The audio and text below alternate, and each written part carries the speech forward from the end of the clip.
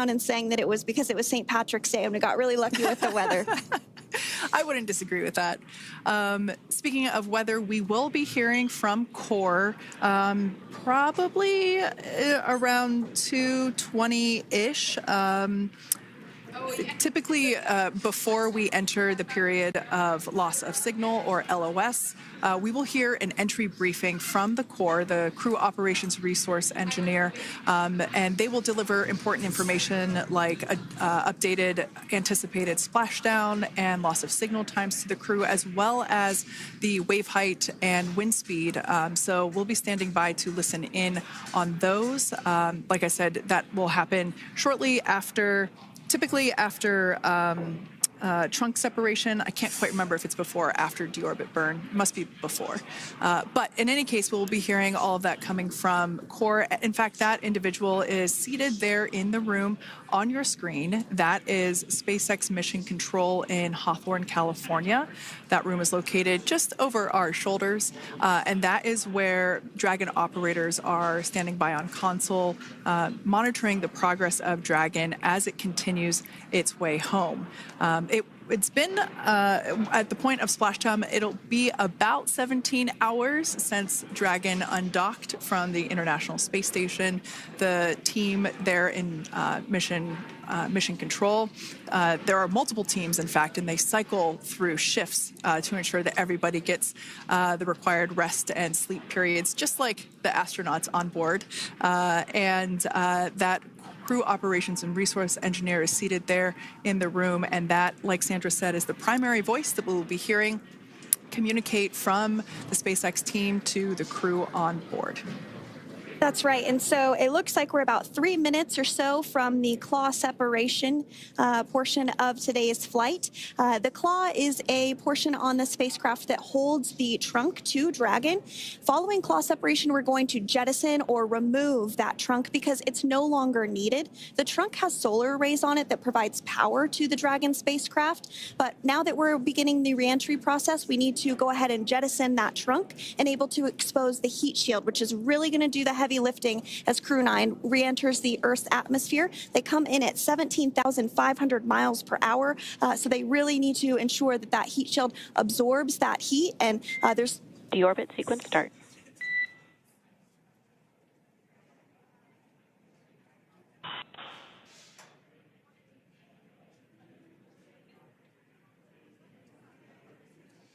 And so we did just get communications there that the deorbit sequence start has begun. So here in just a couple minutes from now, we expect to hear information or a call back about the claw separation having begun. And again, that kicks off that trunk separation portion that I was discussing to remove that, expose the heat shield, and then eventually we'll have the deorbit burn, and we'll continue to walk you through all of these milestones as we approach them ahead of our splashdown at 2:57 p.m. Pacific time this afternoon off the coast of Tallahassee, Florida. Yeah, we're very excited to bring the Crew-9 crew home. Sandra, we were talking about the trunk separation. That trunk is on a trajectory that will re-enter in the atmosphere and break up upon that re-entry. The heat shield itself is one of my favorite parts of the Dragon capsule. It is the workhorse of the re-entry phase. It will work to protect the Dragon capsule and the crew members on board during the re-entry phase as the temperatures outside of the capsule build up to, I believe, about 3,000 degrees Fahrenheit in excess of. And meanwhile, the interior of Dragon stays a very comfortable temperature. That heat shield does a lot of the work, and we'll see that plasma build up on the exterior of the capsule.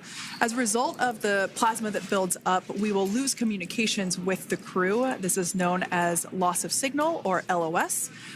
This is roughly a 10-minute period on average, even less than. I believe today it is probably about 6 or 7 minutes long.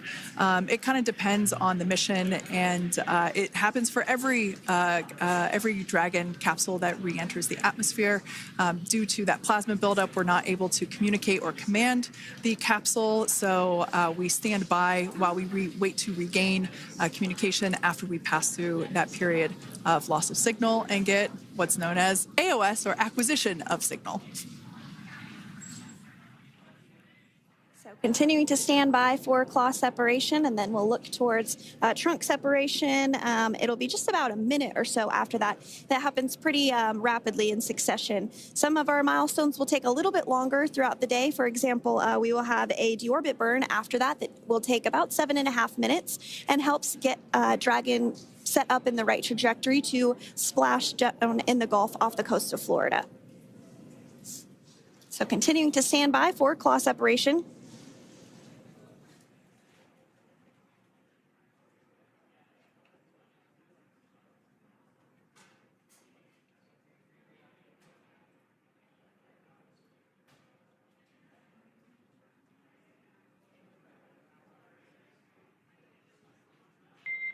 Nominal trunk jettison. All right. Great news there. That trunk has been jettisoned from the Dragon capsule. So the claw was separated. That's the mechanism that connects the telemetry and power between the Dragon capsule and the trunk. In order to expose the heat shield underneath Dragon, we had to jettison that trunk, and so we just got confirmation that that has happened. So that is great news. Basically means that telemetry is looking good and that the nitrox system is primed for cabin and suit cooling, and the heat shield, like I said, is now exposed and ready for atmospheric reentry. The trunk served its purpose by gathering energy from the sun through its solar cells and converting that to battery power. Since we separated the trunk, we can't generate any more new power, but we really don't need to since we're coming home and Dragon has enough battery power already stored. Now, up next, the final steps that Dragon will perform prior to reentry: the slew, or the maneuver to deorbit burn attitude, and then the deorbit burn itself. This deorbit burn is the last time that the forward Dracos, which are the 4 thrusters located on top of the spacecraft under the nose cone, it's the last time that they will ignite. The deorbit burn will place Dragon on a precise trajectory to return to the splashdown zone off the coast of Florida, off the coast of Tallahassee, Florida, and that will last about 7.5 minutes once it starts. And so deorbit burn is targeted for 2:11 p.m. Central Time, so about 2 minutes from now. As we mentioned, it's going to last about 7.5 minutes, again, helping to get Dragon into the precise trajectory to ensure that splashdown occurs in the area that was calculated and where the recovery team is already in place, ready to support splashdown operations today. The recovery vessel Megan is the ship that is going to be utilized today, and we also have what is called fast boats that go out first to check the spacecraft and make sure everything is looking good before the recovery vessel Megan approaches. So that whole recovery process takes about an hour, I would say, from the time the crew splashes down to the time they're on the boat and the crew gets out of the capsule. And we'll continue to bring you live coverage through every step of the way today as Crew-9 returns home. Indeed. Now, let's take a little bit of a closer look at Dragon. One of the great things about being close to the space station is that we can use space station cameras to look at Dragon. But now that Dragon is on its way home, we don't have those external cameras. So here's an animation of what the capsule looks like. We've got the pressurized section, the capsule on the top, and the trunk, or the unpressurized section, on the bottom. That's where those solar panels that we manufacture in-house are located, soaking up the energy from the sun and turning it into power for the capsule. At the very top of the capsule is the nose cone. That is where the Dracos, the forward Dracos, are located. That nose cone is currently open, not closed like we saw in that animation. Once we get through the final maneuverings for the re-entry phase, we will close the nose cone capsule just before Dragon begins its atmospheric entry to protect that forward hatch there located along with those forward Dracos. So go ahead. Oh, that's right. I was going to mention that the nose cone does open shortly after launch, and it remains open the entire time that Dragon is docked to the International Space Station. So as an example for this particular spacecraft, Freedom, since September when it docked to the International Space Station, remains open that entire time, and here shortly it will close for the very first time since September. So quick recap of what Dragon has done in recent history here. We basically began preparations for re-entry known as the deorbit sequence. So Dragon released the trunk. As we said before, we separated the claw, we released the trunk. It next will slew to the deorbit burn attitude. Slew basically meaning maneuver, so it will position itself correctly to execute that deorbit burn. We want the heat shield side to be facing forward, or first, if you will. We want that to be the leading edge of the Dragon capsule, as that heat shield is meant to basically be an ablative material for the heat that it will incur. Once we complete that deorbit burn attitude slew, we will initiate the deorbit burn itself. That will last for several minutes, expecting that to be to start here any moment now, actually, and then it will go until about 2:18 p.m. Pacific time or 5:18 p.m. Eastern time. And I did hear confirmation that deorbit burn is underway. As we mentioned, it's about a 7.5-minute burn. So within the last 10 minutes, Dragon has jettisoned its trunk and initiated the deorbit burn just seconds ago. As mentioned earlier, for those operations, NASA and SpaceX closely coordinate with the United States Coast Guard to establish a safety zone to ensure public safety and for the safety of those involved in the recovery operations, as well as the crew on board the returning spacecraft. Multiple notices are issued to the mariners in advance of and during recovery operations, and Coast Guard patrol boats are deployed to discourage boaters from entering the spacecraft, the splashdown zones. So we do want to stress to the public the need to respect this safety zone. Recovering a spacecraft from the water is a hazardous operation, and any other boats interfering increases the risk to not only the astronauts in Dragon, but the teams working to recover them from the water and the safety of those that may come too close. So for the safety of the crew, which you see there on your screen, your safety, we recommend you sit back and watch as we'll continue to bring you the best possible views of our astronauts' homecoming. Yeah, as I mentioned earlier, this deorbit burn is the last time that we will utilize our 4 forward Draco thrusters. Forward basically meaning at the top of the Dragon capsule. Dragon Freedom has not yet entered the Earth's atmosphere. This deorbit burn is what will line the vehicle up and put it on its final trajectory to the landing site right off the coast of Tallahassee, Florida.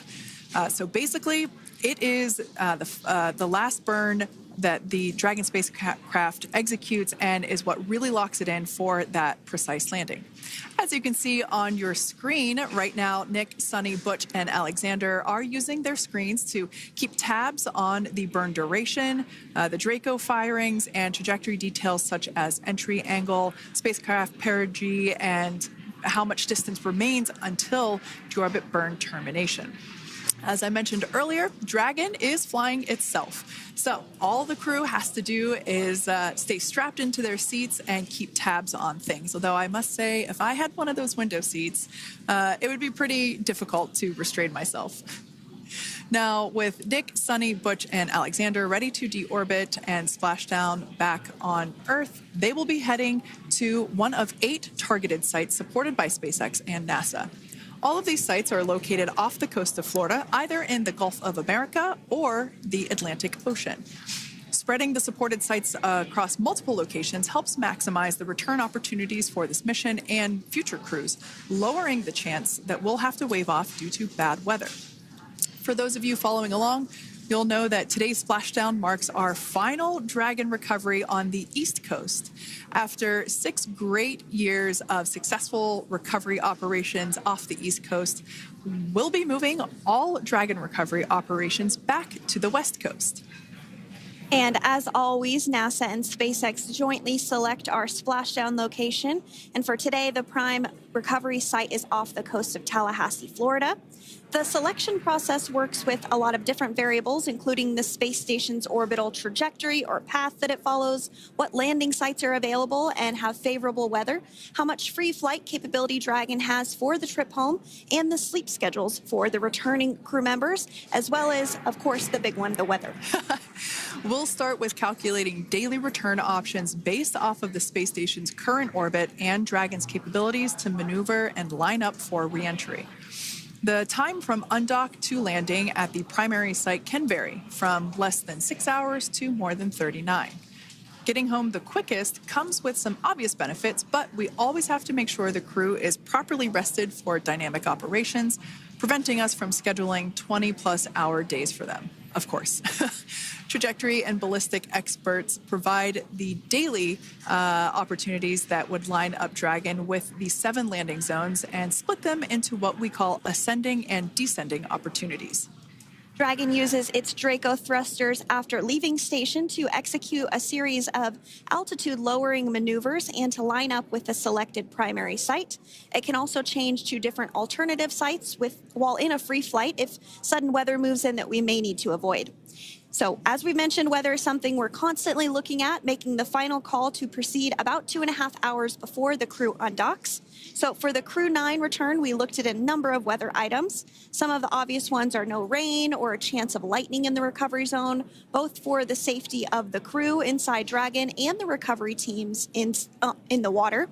And we're also looking for wind speeds to be less than 15 feet per second or about 10 miles per hour, and relatively calm seas so that we can safely execute recovery operations, which includes landing a helicopter on the recovery ship to fly Nick, Suni, Butch, and Aleksandr back to Florida.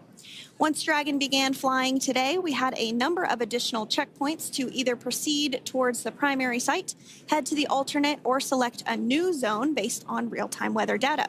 These checks happened all the way up until we were in the final hours before the deorbit burn, which has just about a minute or so left in it. And this is the last burn in the trip home that commits Dragon to re-entering the Earth's atmosphere.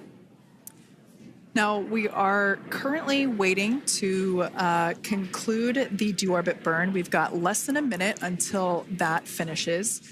We will expect to hear a call out for nominal burn, which will confirm completion of that deorbit burn for Dragon Freedom.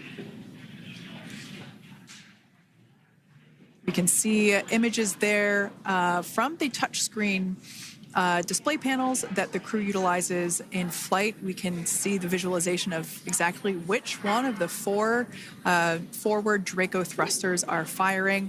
That's why you have kind of like a strobe effect there.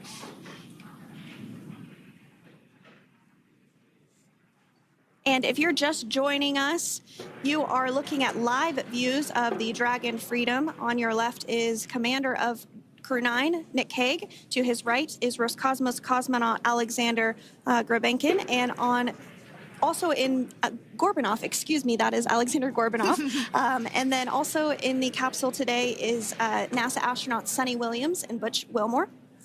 We are awaiting confirmation that their deorbit burn is complete, which is the last burn that's going to help set them up on a trajectory to Splashdown off the coast of Florida. Deorbit burn complete. Performance nominal. Nose cone closure initiated. Freedom copies.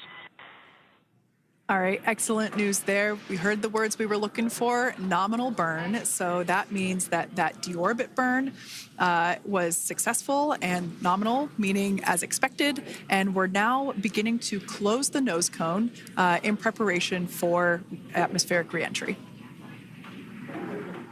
So in the background, Dragon is currently inhibiting those forward bulkhead Draco thrusters that we just used to complete the deorbit burn, ensuring it's safe to latch the nose cone shut for reentry. Also, the vehicle has initiated the nitrox suit purge, which will help keep Nick, Suni, Butch, and Aleksandr cool and comfortable during reentry, which is coming up in about 20 minutes from now. At this point, the nose cone is closing and protecting the forward hatch for reentry, and the crew are using their screens to continue to monitor the locking of the nose cone, which is done by a set of hooks. And as we mentioned earlier, that nose cone has remained open since September, so this is the first time it's closing in a few months. Yeah, that's absolutely right. Now, we will be expecting, as I mentioned before, an entry brief from SpaceX Core. Again, that's the crew operations resource engineer who is seated in that room that you see there on your screen. That entry brief will provide updated times for anticipated splashdown as well as the loss of signal or period of LOS. And that briefing will also give us information such as wind speed and wave height at the expected splashdown location. But all in all, everything has been great today. All events have been executed on time as expected, and we are looking forward to a splashdown of the Crew-9 crew at about 5:57 p.m. Eastern Time or 2:57 p.m. Pacific Time.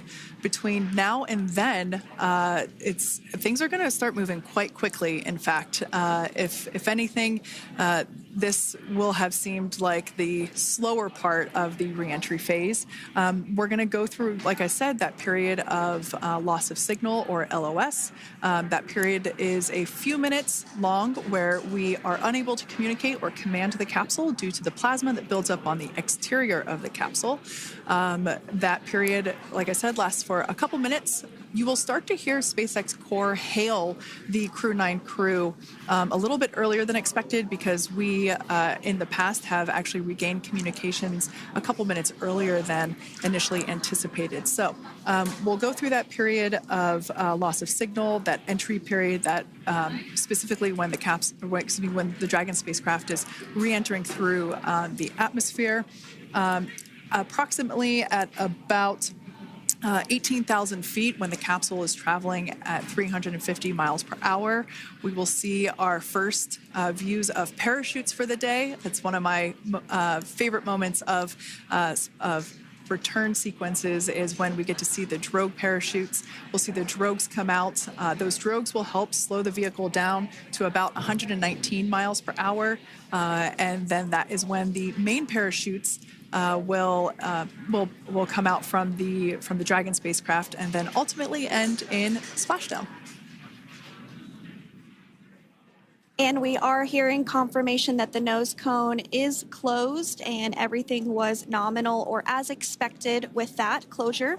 So as we begin the second half of entry, Dragon is now beginning to inject cooled nitrox into the air being delivered to the spacesuits worn by Nick, Suni, Butch, and Aleksandr. Again, this is what will allow the crew to remain comfortable while external temperatures reach 3,500 degrees Fahrenheit as they re-enter the Earth's atmosphere. So the heat shield is pointing forward, leading Dragon to the landing site. Yeah. Now, speaking of the heat shield, Dragon's primary heat shield is comprised of PICA 3.0, which stands for Phenolic Impregnated Carbon Ablator. The first-gen PICA was initially developed by NASA for studying and sampling comets within our solar system. SpaceX partnered with NASA to develop PICA-X, which was the second-generation product used on all Dragon 1 cargo resupply service missions that resupplied the International Space Station on 20 missions. PICA 3.0 was developed specifically for use on Dragon 2 crew and cargo, with enhanced structural and thermal capabilities that allowed the heat shield to be even more effective in the way that it utilized the ability to make that heat ablevate as it goes through the Earth's atmosphere.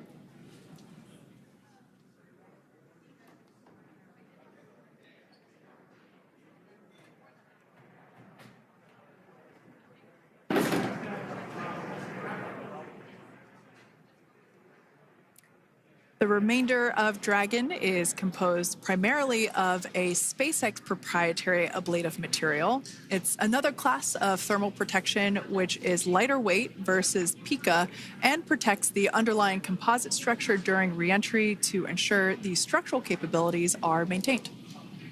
While Dragon will experience temperatures well over 3,000 degrees during peak reentry conditions, the characteristics of the thermal protection system, coupled with the environmental control and life support system in the pressurized interior, will ensure that Nick, Suni, Butch, and Aleksandr stay cool and comfortable during all phases of reentry through splashdown.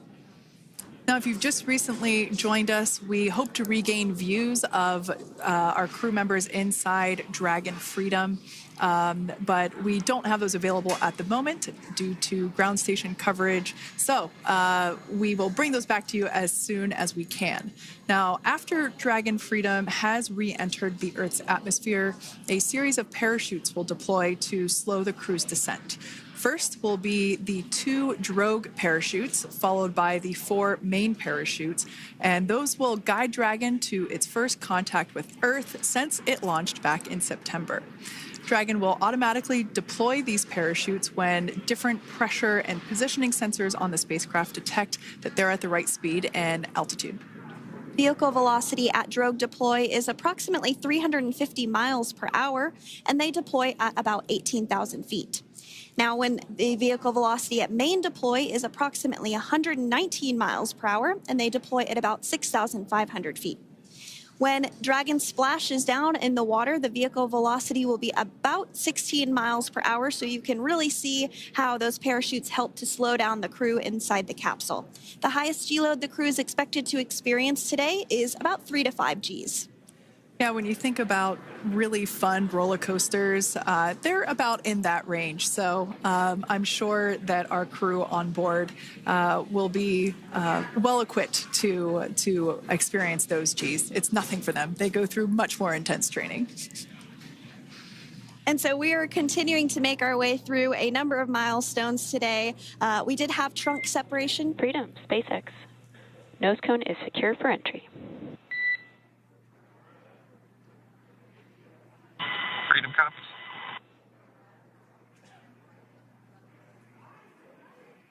All right, great news there. That tells us that the final physical configuration change for Dragon is complete. We have closed that nose cone. This is the last physical change that Dragon undergoes prior to re-entering the Earth's atmosphere. It's important that that nose cone is completely closed because underneath it is not only where the 4 forward Draco thrusters are located, but it's also because that is where the forward hatch is located. That is the hatch that is utilized for the crew to ingress and egress from the station while it is docked on board. And since our capsules are flight proven and we reuse them on future space flights, we want to make sure that all of the integrity of that hardware remains intact. So that nose cone is successfully closed, and we're going to start moving pretty quickly here. As I mentioned before, we'll go through loss of signal. We'll get that signal back several minutes later, and then we'll see the parachute action. Yep, and then that's all ahead of Splashdown off the coast of Florida. We're targeting Tallahassee as our splashdown zone today at 2:57 p.m. Pacific time this afternoon. Now, you did mention the call to the crew. They'll do some additional calculations following that burn and potentially let us know if that splashdown time has changed at all. But right now, we are continuing to target 2:57 p.m. And you can see there on your screen a path of where Dragon will be re-entering today. So if you are in the southern tip of Mexico, you might have the opportunity to see Dragon. Because it's a daytime splashdown, you probably won't have too great of views, but potentially you'll have the opportunity to get a glimpse of it there. Once again, Dragon operators, they're monitoring the progress of Dragon through this re-entry phase. That is SpaceX Mission Control, located here in Hawthorne, California. That is also where the crew operations and resource engineer is seated. That person is the voice that we have heard multiple times and will continue to hear as the primary point of contact to the crew on board Dragon Freedom. We will also hear the voice of Commander Nick Hague. Basically, after we hear the Corps communicate something, we will hear Nick Hague indicate that they copy, that they heard the message well, some sort of recognition that the message was received. And if you joined us yesterday for our coverage during the undocking, we were communicating through something that's called a big loop. We do that when we're in integrated operations with the International Freedom, SpaceX, for entry sequence. Report when ready to copy. Ready to copy. All right, I've got some updated times for you. Our comm blackout start time is 2144. Our comm blackout end time is 2151, and our splashdown time is the same per your displays, 2157.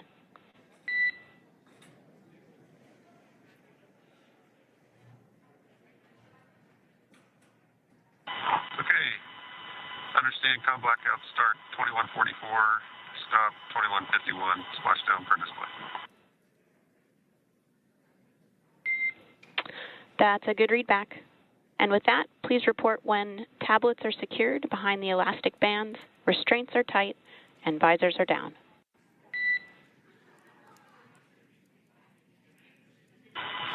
And copy, Wilco.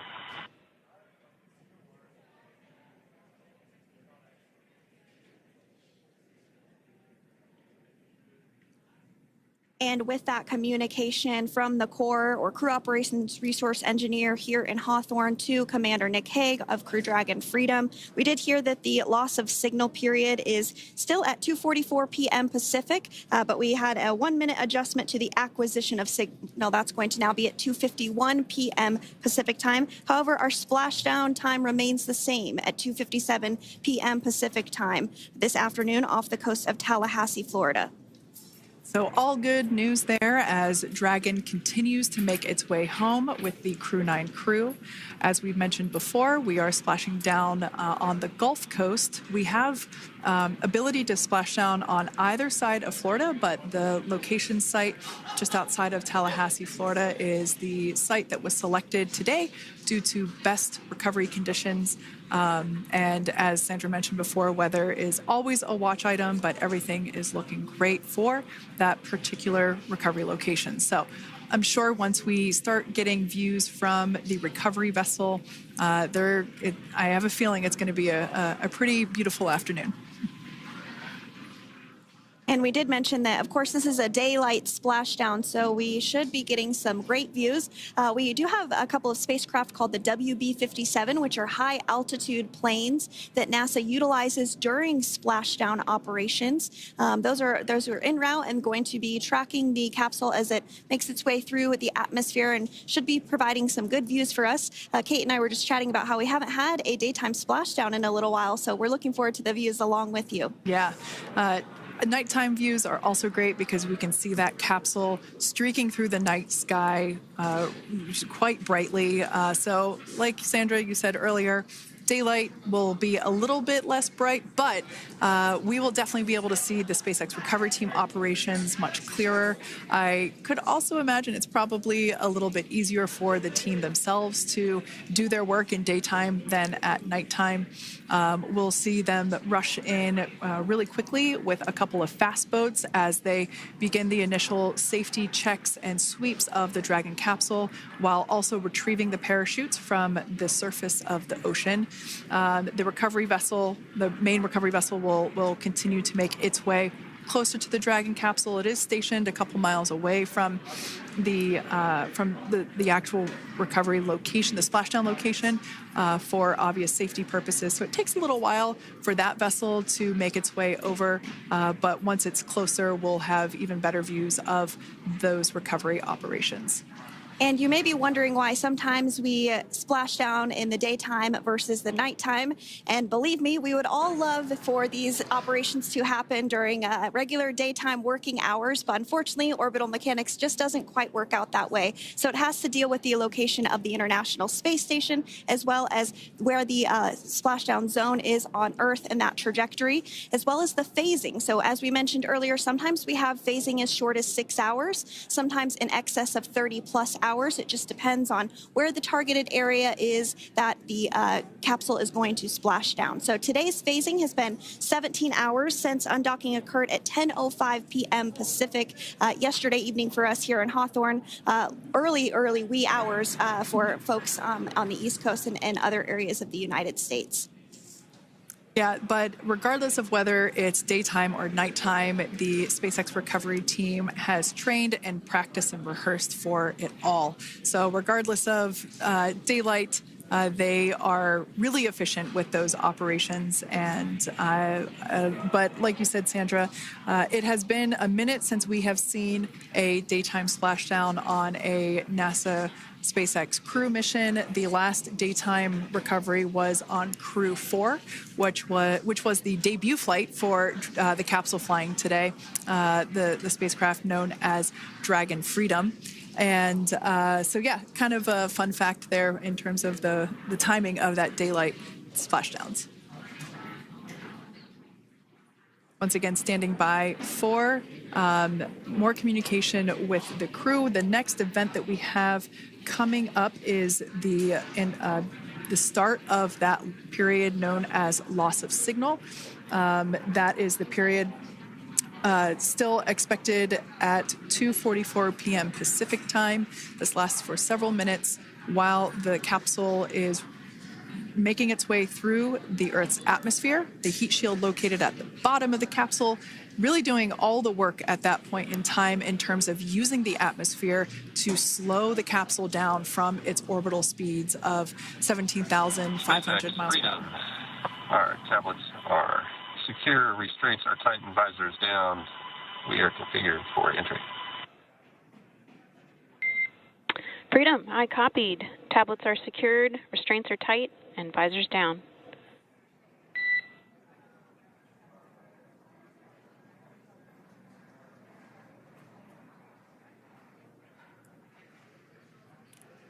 All right, great news there in terms of continuing to make progress. That back and forth communication we heard was just letting Core know that per their instructions, Crew-9 has now put away everything that was necessary in order to begin the re-entry, including those tablets that were located on their legs. Those are now stowed away.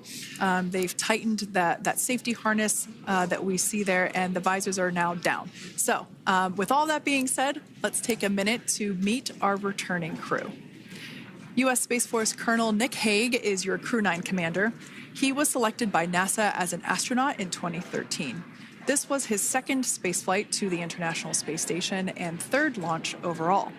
He spent 171 days in space with Crew-9 and has a career total of 374 days in space. During his mission, he completed a spacewalk with astronaut Suni Williams. That was his fourth spacewalk, earning him a career total of 25 hours, 56 minutes of spacewalking time. Before Crew-9, Hague previously served as a crew member of Expedition 59 and 60 back in 2019. He flew with Aleksandr Ovchinin and NASA's Christina Cook. So this is his second time sharing the space station with Ovchinin. The Kansas native is a test pilot and distinguished graduate of the United States Air Force Academy. Nick spent 5 months in Iraq in support of Operation Iraqi Freedom. He voluntarily transferred from the United States Air Force to U.S. Space Force in 2021 and is an active colonel. His wife, Katie, is a retired U.S. Air Force colonel, and they have 2 sons. NASA astronaut Suni Williams is a mission specialist for Crew-9. This was her third visit to the International Space Station. She originally launched aboard Boeing Starliner spacecraft and arrived at the space station on June 6th. Following the agency's decision to return Starliner uncrewed, she became an Expedition 71 and 72 crew member, where she logged 286 days in space on this mission. But Suni has a total of 608 days in space, the second most time in space by a U.S. astronaut. 5 minutes until predicted comm blackout. We'll see you on the other side at 21:51.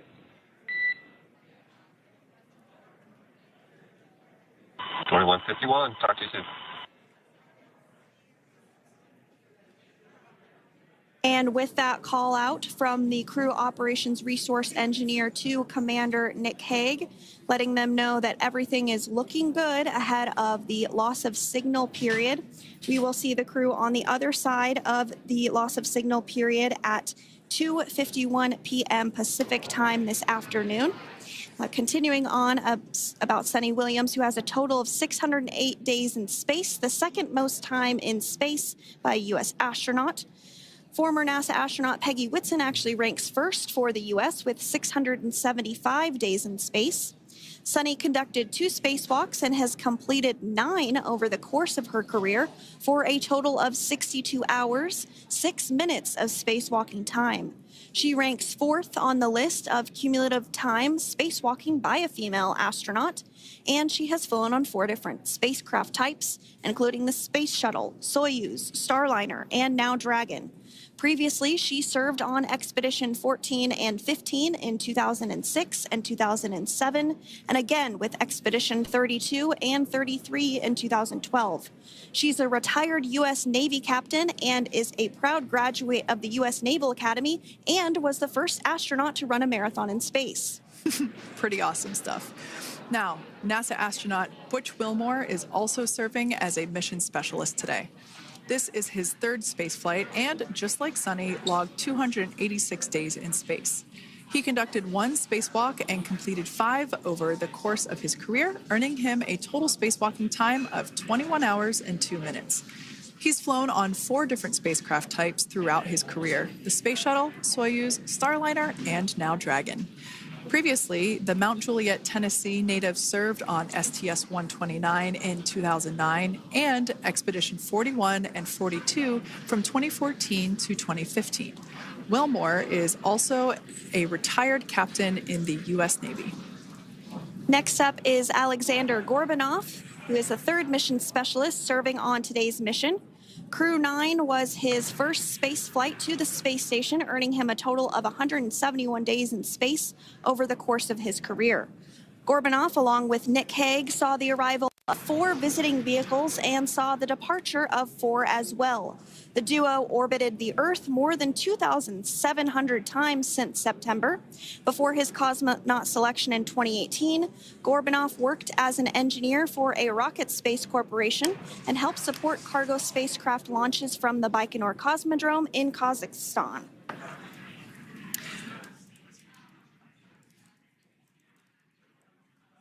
So if you are just joining us, we are continuing to bring you live coverage of Crew-9's return to Earth following their mission aboard the International Space Station, where they completed science and research investigations. We are targeting splashdown off the coast of Florida at 2:57 p.m. Pacific time. The next major milestone that we'll look ahead towards is what we call loss of signal, or LOS, when we won't have communications with the crew because they will be re-entering the Earth's atmosphere. And during this process, there is plasma that builds up around that heat shield, so we are not able to communicate with the crew, but we are anticipating to regain communications with the crew at a short time from now at 2:51 p.m. Pacific time today.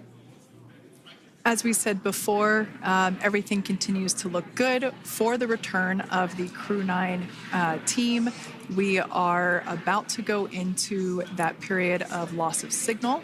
Once we get views of the crew inside the capsule, once again, we will be sure to bring those to you. But that period of time is when plasma is building up on the exterior of the capsule, generating heat in excess of 3,500 degrees Fahrenheit. So we are unable to communicate or command the spacecraft at that time. And that includes, unfortunately, video feeds as well. So as soon as we get the views back inside Dragon, we will bring those to you. But until then, we are going to stand by and continue to monitor the progress of Dragon. Like Sandra just said, we are anticipating the blackout period to begin at 2:51 p.m. Pacific time, 5:51 p.m. Eastern time. This will last for several minutes. It's not super exact, even though we are predicting acquisition of signal, or AOS, to come back at 5:51 p.m. Eastern time. In the past, we have regained communication sometimes a little bit earlier than that, so we'll probably start to hear Core begin to hail Crew Dragon a minute or two prior to that anticipated acquisition of signal. But right now, Nick, Suni, Butch, and Aleksandr are seated in their seats inside Dragon Freedom. Their visors are down, and they have put away or stored the tablets they had located on their upper leg to monitor Dragon's progress. Now they will be utilizing the touchscreen displays, where the current operation and future operations will be displayed as they are able to monitor Dragon's progress continually. As I said before, Dragon is autonomous, meaning it is flying itself. So the crew stands by and monitors, and those touchscreen displays are what will be allowing them to do so and prepare for events such as parachute deploy. And while on board the International Space Station, Nick, Suni, Butch, and Aleksandr contributed to over 900 hours of science and research investigations, which is really the key purpose of the International Space Station. Now, the International Space Station is celebrating a major milestone this year where they will be celebrating 25 years of continuous human presence in November. So if you're younger than 25 years, you've never known a day where there hasn't been a human living and working aboard the International Space Station, contributing to key science and research investigations that impact our lives here on Earth. There's research being done on Parkinson's, on osteoporosis, on cancer research, and a variety of other studies. Additionally, the microgravity laboratory provides a jumping off point for us as we venture back to the moon and onto Mars through longer duration space flights. One such example that the crew worked on during this mission was an alternative exercise device. In microgravity, the crew has to exercise for about 2 hours a day because they're not having the effects of gravity on their body. So to prevent bone and muscle loss, we counteract that with 2 hours of exercise per day. On board the International Space Station, they have 3 ways in which they can exercise. They have a bike, they have a treadmill, and they have a similar to a weightlifting machine that counteracts the microgravity environment. But a particular experiment that this crew tested out was a combination of all 3 of those in one smaller device. And this is really critical as we continue on to the moon, Mars, and beyond, because space is really important in spacecraft. So if we have something smaller that the crew might be able to utilize, that can potentially help us venture out even further into the solar system. So science is really the name of the game when it comes to the International Space Station. Some of the other science highlights that took place during this increment that are particularly interesting to me was we had the first wooden satellite that was deployed. This is a study to see if other materials might be more resourceful or renewable in space. So I'm really excited to see the results of that one as well.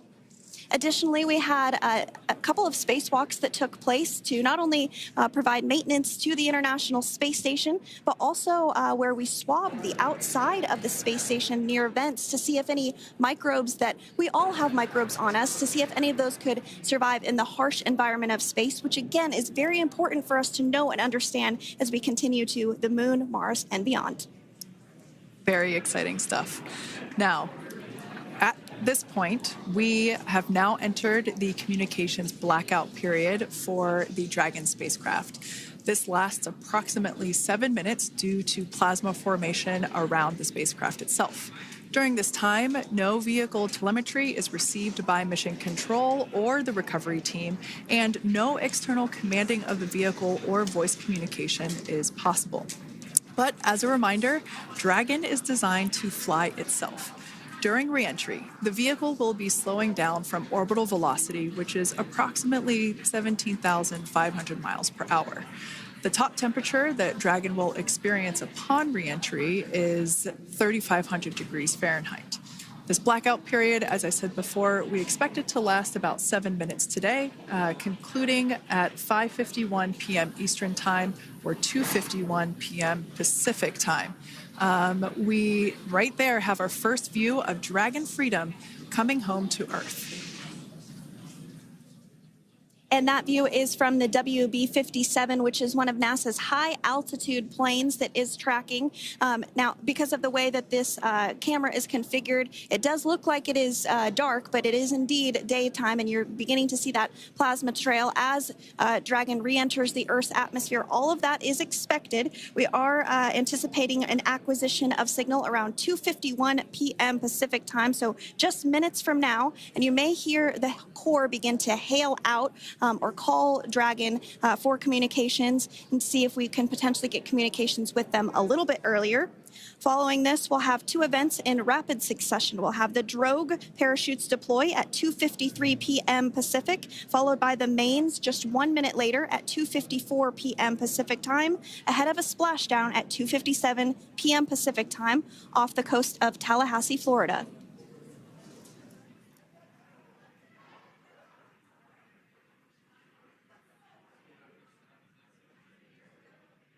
Pretty incredible views of the Dragon spacecraft making its way home back to planet Earth with the Crew-9 astronauts on board. Once again, this view is coming from the WB-57 plane. That heat shield we can see doing magnificent work as it works to... Freedom, SpaceX, comm check.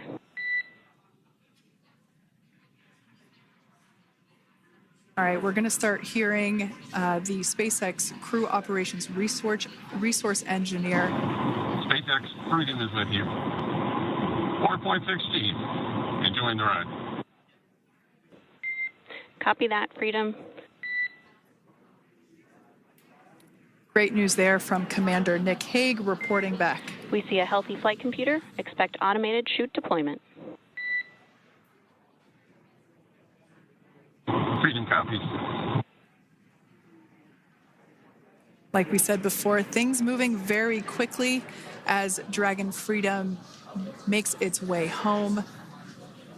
Next event coming up will be deployment of the drogue parachutes. This occurs around 18,000 feet. GPS has converged. Expect nominal altitude for drogue chute deployment.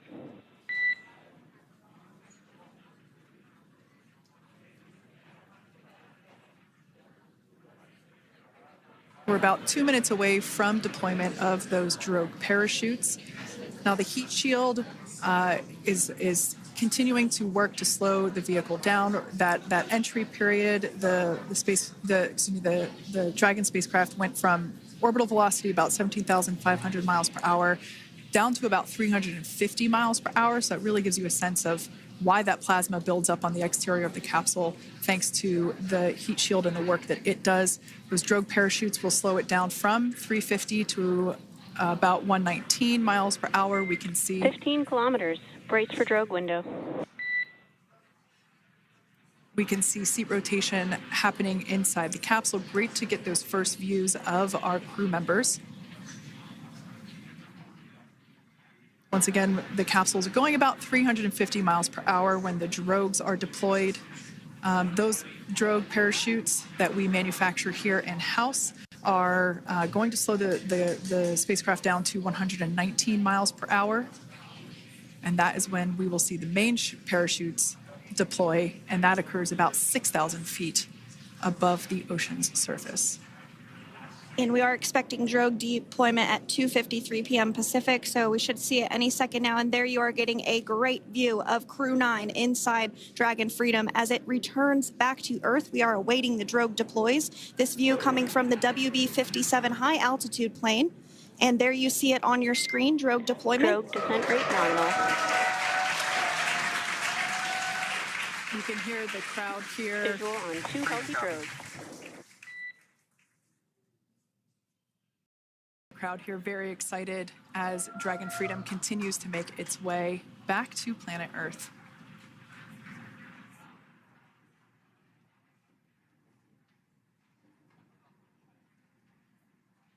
Next up, we'll stand by for the main deployment of the parachutes.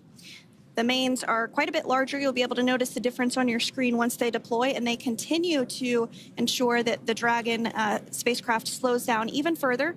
As we mentioned, Freedom will be traveling 16 miles per hour when it splashes down off the coast of Tallahassee, Florida, here at 2:57 p.m. Pacific time this afternoon. And there we go.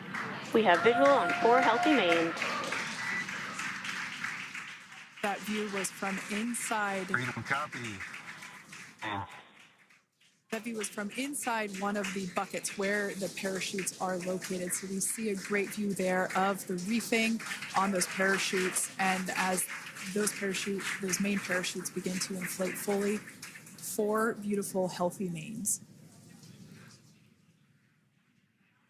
Now awaiting visuals of Splashdown. Next Freedom, 1,000.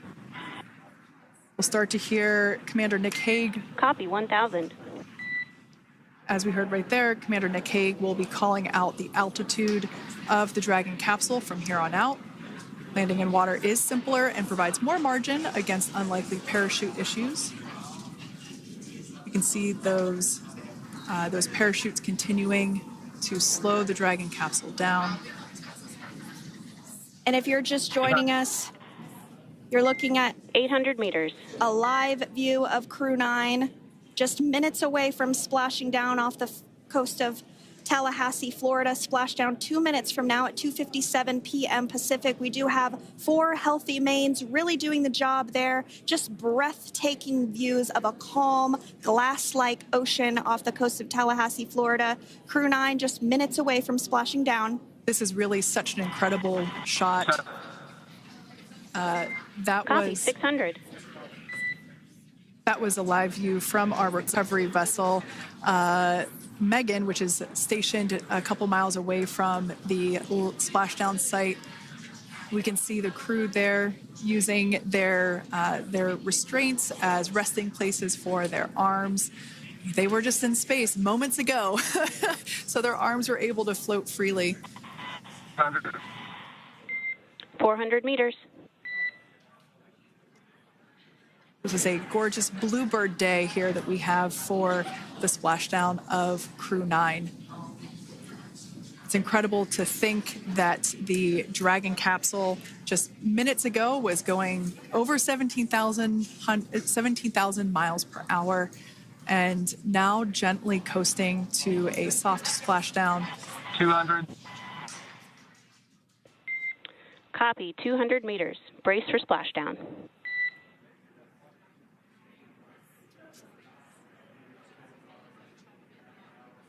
As you can see there on your screen, continuing to monitor progress of the Dragon spacecraft.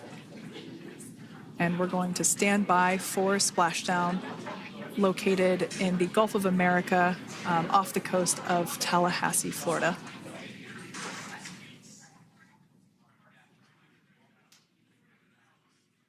And splashdown. Crew-9 back on Earth.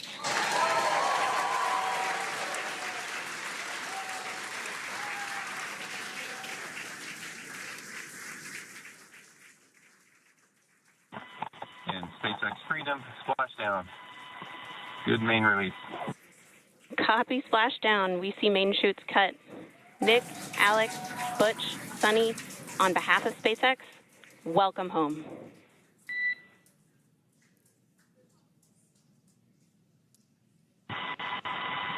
It is an amazing, what a ride.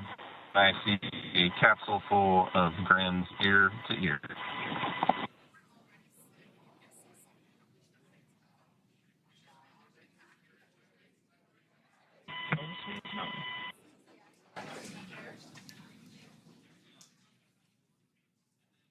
And as you can see on your screen, we have visual confirmation of splashdown. Dragon Freedom has returned home and NASA astronauts. System safety verifications are in progress. We'll report back when recovery personnel are en route.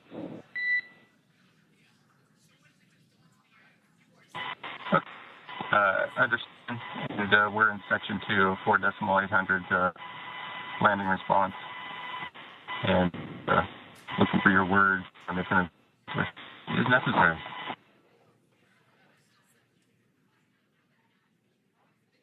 In the distance, we can see the recovery vessel making its way. Copy, you're in section 2 for the environmental assessment in 4.800.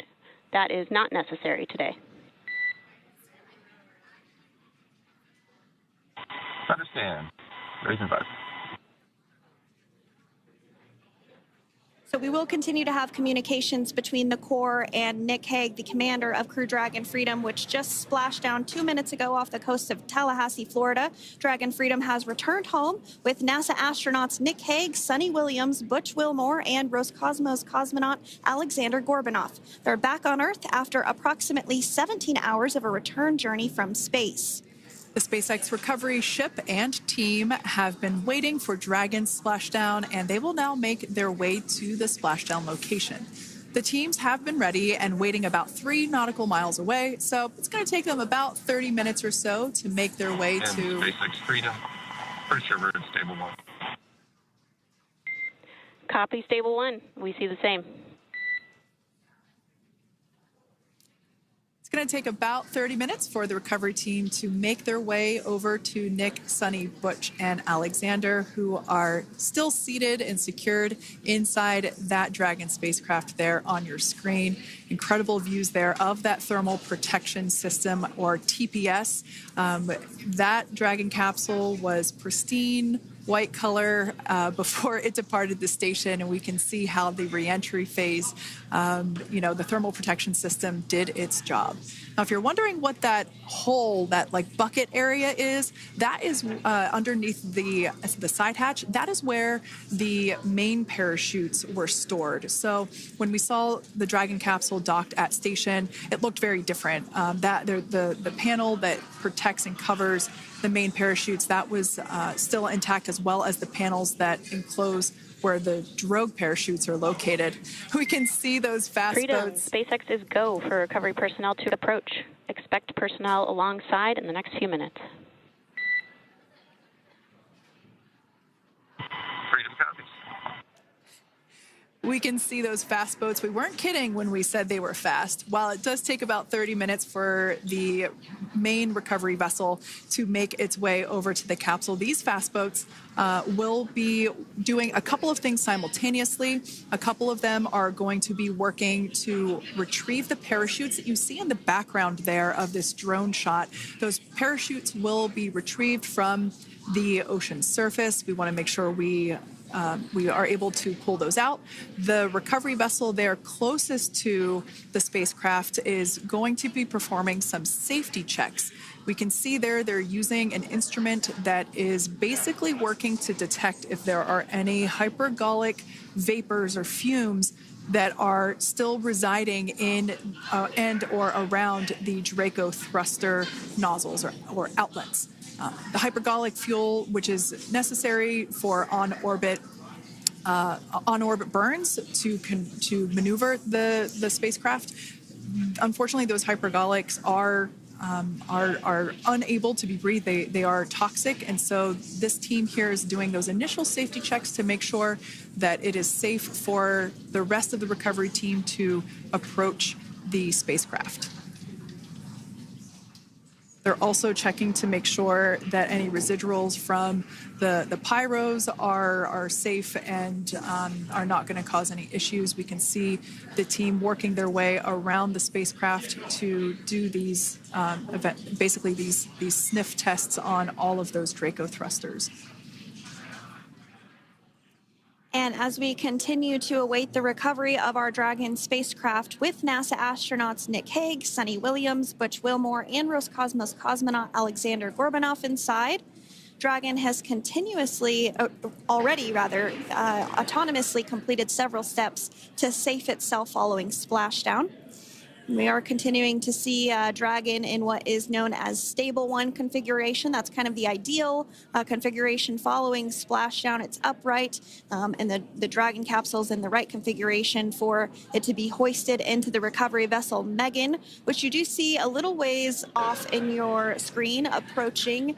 Dragon will continue to remain live on air with you through that recovery process, all the way through the point where the crew is extracted from the Dragon spacecraft.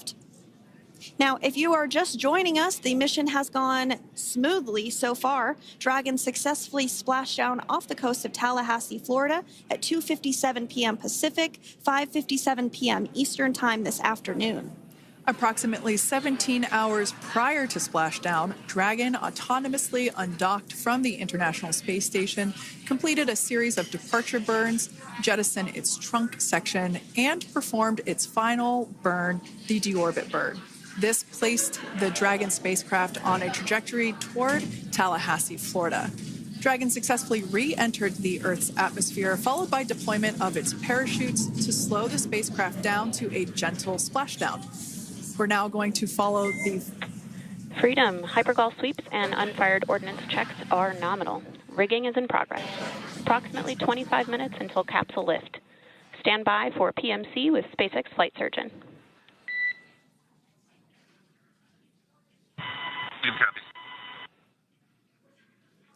And so what we did just hear there was communications that those hypergol checks were complete. They didn't find any of that upon those checks, so we'll continue to move through the timeline. Next up is a process called rigging, which you see happening right now on your screen. This is when a SpaceX recovery personnel actually works to climb aboard the capsule and work through procedures ahead of lifting onto the nest of the recovery vessel Megan. We heard it's going to be about 25 minutes or so until that lift actually takes place.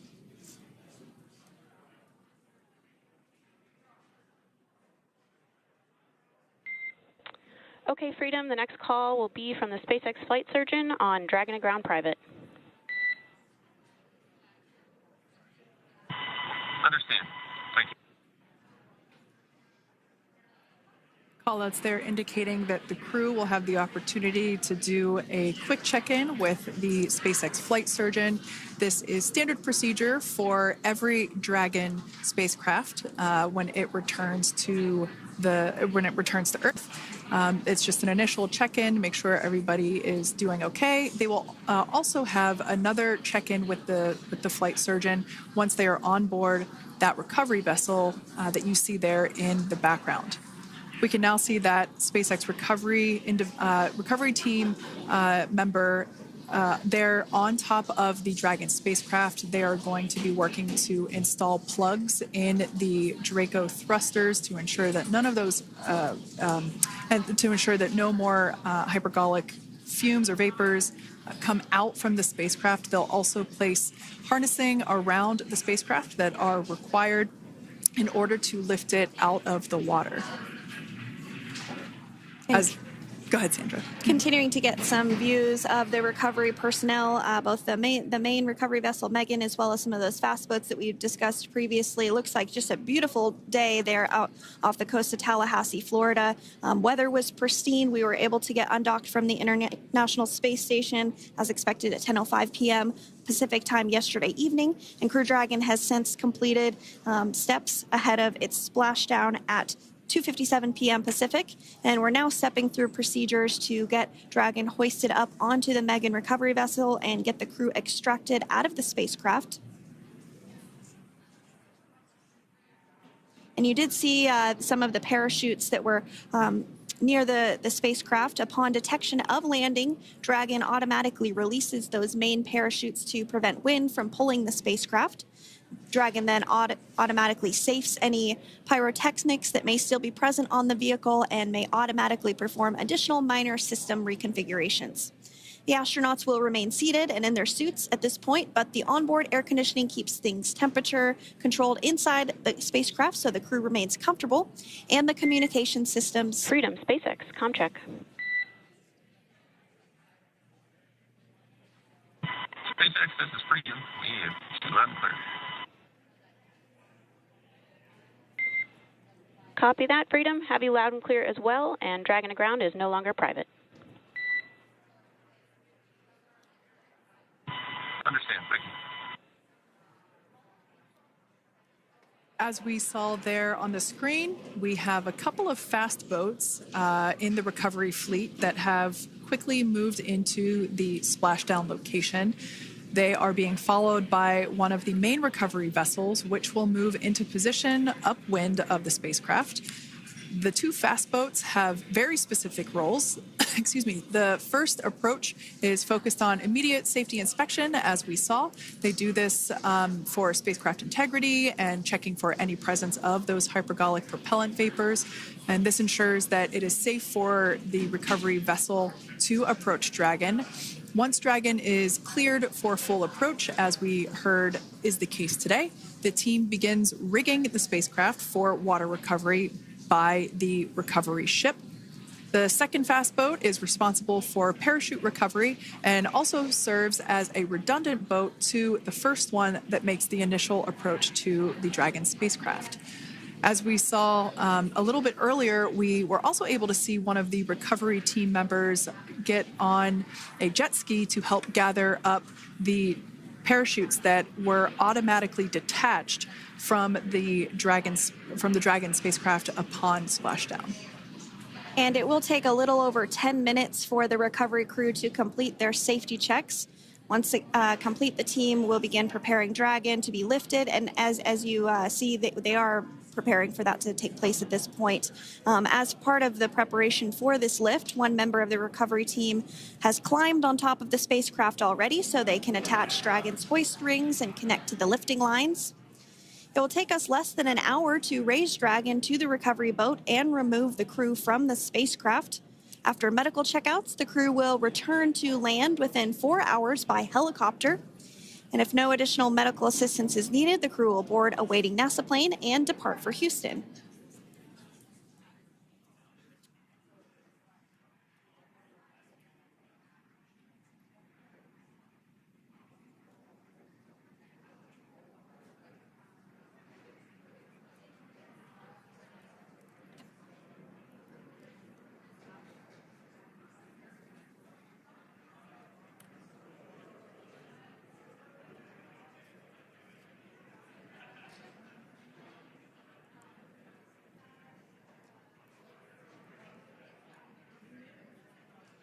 And as we continue to await Dragon to be hoisted up onto the ship, we have a very special treat. NASA Public Affairs Officer Jaden Jennings, who is actually on the recovery vessel and had a bird's eye view of the splashdown today. Jaden, how are you? How was the view from the recovery vessel? Hi, Sandra. How do you hear me? I've got you loud and clear, Jaden. It's so great to hear you. Awesome. So Splashdown, Sandra, was nothing Freedom, short of be advised. spectacular. We are transitioning the forward link. Comm will be unavailable for approximately 5 minutes. Freedom comes.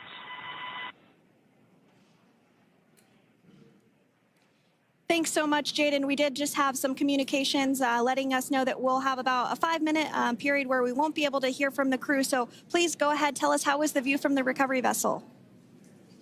Absolutely. Yeah, I was mentioning earlier, Splashdown was nothing short of spectacular. And we were stationed about 1.5 nautical miles away from the splashdown zone and had great visuals here on the recovery vessel Megan. We actually saw a little of the smoke trail as the spacecraft was coming in, and then moments later we spotted those drogue chutes, and this was quickly followed by 4 healthy white and orange main parachutes. We then tracked Dragon all the way down as it slowly propelled into the ocean. And I think I speak for all of us on the ship when I say a new core memory was made today, and we are looking forward to having Crew-9 on board with us a little later. Jaden, that is amazing. Now, obviously, we are watching it here on camera, and the landing conditions look pretty good, but how was it from your perspective? What is the sea state out there? Absolutely. Absolutely. So we've had optimal conditions for splashdown, and today it is sunny and 63 degrees outside right now with clear skies, light winds, and calm seas. The sea looks absolutely beautiful right now, and light blue with the sun reflecting from it. And, Kay, I think the crew's going to like what they feel weather-wise on this picture-perfect day for splashdown off the coast of Tallahassee. Thanks so much, Jaden. It certainly looks like a beautiful day. Can you tell us a little bit about the journey of the recovery forces to get to this point? Sure. So one unique aspect of this recovery was the onboard training on station conducted for Butch and Suni to ensure they were ready to return on a Dragon spacecraft. That training covered all aspects of their return, including nominal and contingency departures, deorbit burns, splashdown, and post-landing ops, which is what this team is preparing for now. As for the recovery teams themselves, we started the day taking a series of helicopters out to the vessel. And as standard, the recovery director and crew support teams were on that first helicopter out and took the time to get everything prepared on the ship. About 2 hours before splashdown, they deployed those fast boats and jet skis into the water. I was actually on the second helicopter out, and we were on the vessel about an hour and a half before splashdown and landed on top of the helicopter pad on the Megan. And the teams have been working diligently across their respective disciplines this week, executing what can only be described, in my point of view, as a logistical masterpiece, just ensuring every detail has been in place for Crew-9's return. That is such great news. I'm so glad that you're able there to experience it in person. Now, can you tell us a little bit about what's next to retrieve the crew for the recovery personnel on board? Yeah, Kate. So coming up next, Dragon will be hoisted into the on-deck translation system, or the nest, at the aft end of the ship, and then will be translated pretty quickly towards that egress platform. We'll perform another series of safety checks as final precautionary measures just to make sure there are no hypergolic vapors present before opening that side hatch. And then once that side hatch of the spacecraft is open, the crew will be assisted out of the capsule one by one from NASA and SpaceX. Freedom, SpaceX, comm check. Freedom's got you loud and clear. Thanks, Nick. I've got you loud and clear as well. We have completed our forward link transition. Copy.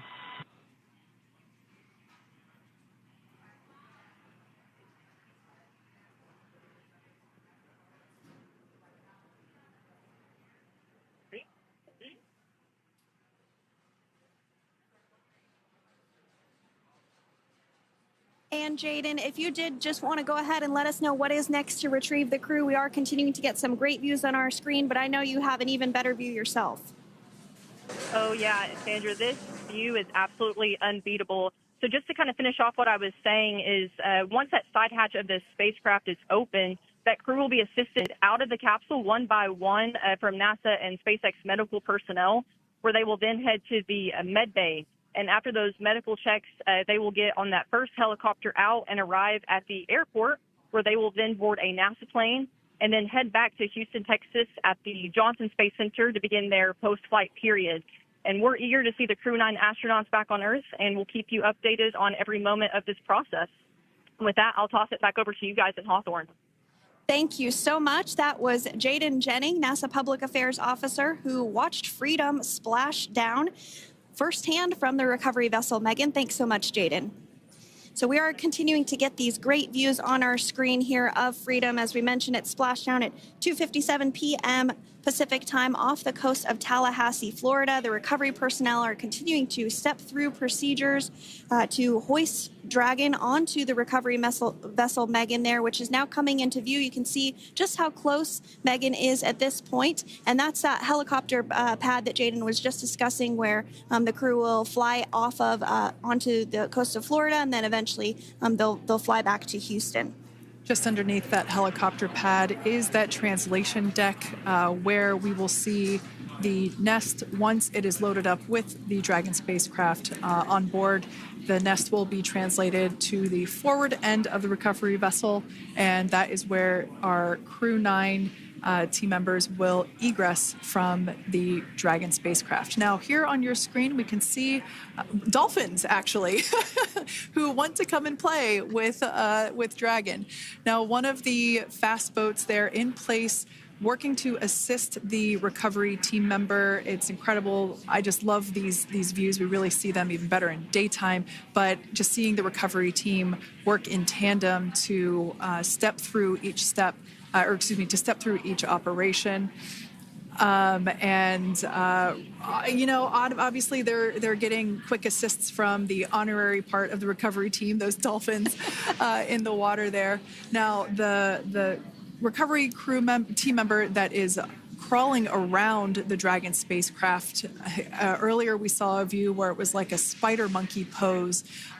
We can see that individual now standing in the bucket where the main parachutes were stored while Dragon was on orbit. Obviously, those main parachutes were utilized for splashdown today.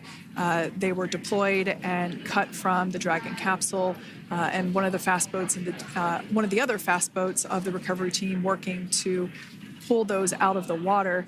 Now, the recovery team member that is there working on top of the Dragon capsule, earlier we saw that person performing safety checks. Now we can see some harnessing being placed around the capsule. This harnessing is what will be used to lift the Dragon capsule out of the water and onto the recovery vessel. Wow, we got a cute little pod of dolphins. It wasn't just one or two. I mean, that water just looks beautiful. We had ideal splashdown parameters today. Obviously, wave height, ne'er a concern. The weather is beautiful, as Jaden mentioned, in the 60s, sunny. Looking forward to seeing Crew-9 exit the capsule here shortly once they get hoisted onto the recovery vessel Megan. We can see that recovery vessel slowly but surely closing the distance there between, oh, Dolphin Cam back again. We can see that the Dragon capsule and the recovery vessel, that distance is closing. Again, this is just one more step as we continue to work recovery operations for Dragon Freedom, and we anticipate the lift of the Dragon capsule to occur here in just a few minutes. Now, once all of the rigging is on the capsule and it's hooked up to the recovery vessel, we will see the hydraulic arm, which is that kind of like bridge-like structure there at the aft end of the recovery vessel. We'll see that articulate backwards, and that's a good sign that we're getting even closer to pulling the capsule out of the water. It will then move forward, and the capsule will be placed inside of what you can see there is basically a basket. We call it the nest, Dragon nest, that's where the capsule will be placed in order for it to be translated to the forward end of the vessel and for the astronauts to egress. And before that does take place, we'll have potentially views of the rigger go ahead and jump off of the spacecraft there. That typically occurs when the spacecraft is a little bit closer to the recovery vessel, and we usually get a really good view of that particular operation from one of the onboard cameras from the recovery vessel. That is an operation that I have a lot of respect and admiration for, that individual that does that.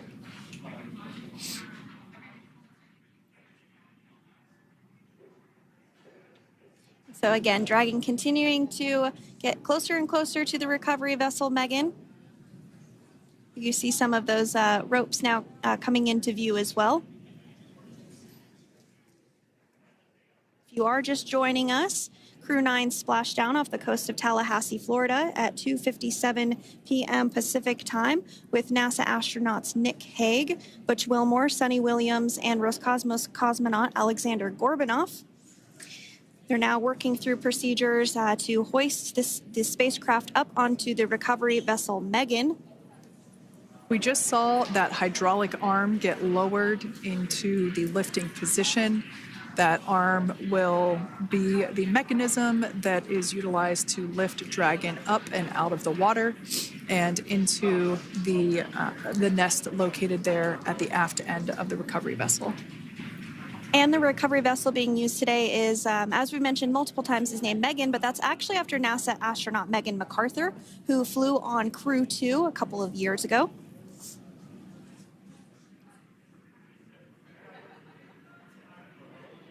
We're getting some views now from actually inside the boat. Yeah, you're exactly right. This view is straight down the recovery vessel. That platform that was closest to the camera, that is the egress platform. Freedom, rigging is almost complete. Approximately 5 minutes until capsule lift. Great news there from SpaceX Core. So about 5 minutes left until we see Dragon Freedom get lifted out of the water. That hydraulic arm, as I said before, is the mechanism that will lift it. It's quite swift, actually, the whole process of getting the spacecraft. Brace for capsule lift. Bracing. There it goes, Dragon Freedom being lifted out of the water and onto our recovery vessel, Megan.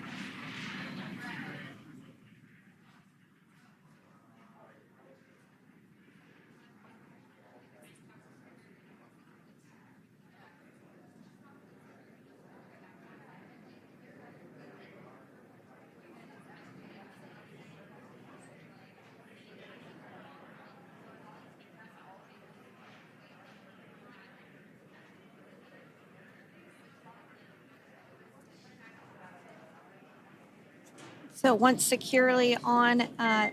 Welcome aboard the recovery vessel. Recovery personnel are completing final checks and stand by for translation to the egress platform. Freedom copies. Great news there, letting us know that Dragon Freedom has been successfully recovered from the water's surface. If you've just joined us, we had an on-time splashdown at 5:57 p.m. Eastern Time, and we can now see that the water recovery operations are continuing to progress. The nest where the Dragon spacecraft is located is going to get moved forward. This will happen after one of the recovery crew members does some checks, and we'll also see some hosing. Obviously, the spacecraft splashed down in salt water. Salt water is corrosive, and we want to try and rinse out as much of the salt water as possible to reduce that corrosion on the metallic structures. So we can see some guidance there being provided, really steering the spacecraft properly into the Dragon's nest. And it's been 30 minutes since Dragon splashed down, and as you can see there, the spacecraft is already on board the recovery vessel Megan. Things continuing to move very smoothly today throughout the entire operations from the deorbit burn up until this point as well. And Freedom, it looks like the positioning wasn't quite right, so they are working on repositioning the capsule in the nest now. Okay, copy that. Thanks. And with that, the team is just going to adjust the Dragon spacecraft a bit so that it's in the right position ahead of translating up a little bit closer ahead of the side hatch. So the team is now going to step through the procedures to ensure that that takes place. While Dragon does fly itself autonomously, it clearly is unable to park itself autonomously. We want to make sure that the Dragon capsule is properly seated there in that nest.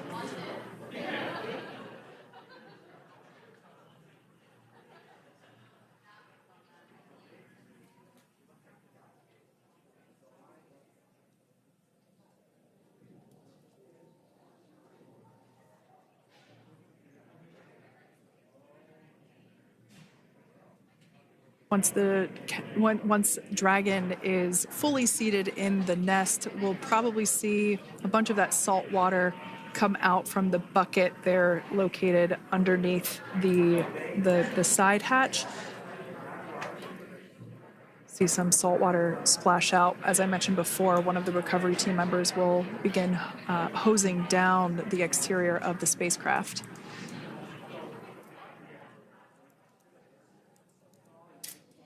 So you are continuing to get some great live views on your screen of Crew-9, which includes NASA astronauts Nick Hague, Suni Williams, Butch Wilmore, and Roscosmos cosmonaut Aleksandr Gorbunov, who splashed down off the coast of Tallahassee, Florida, 2:57 p.m. Pacific time this afternoon. Now working to get that spacecraft situated in the nest. Just making some final adjustments and tweaks to ensure that it's nice and secure.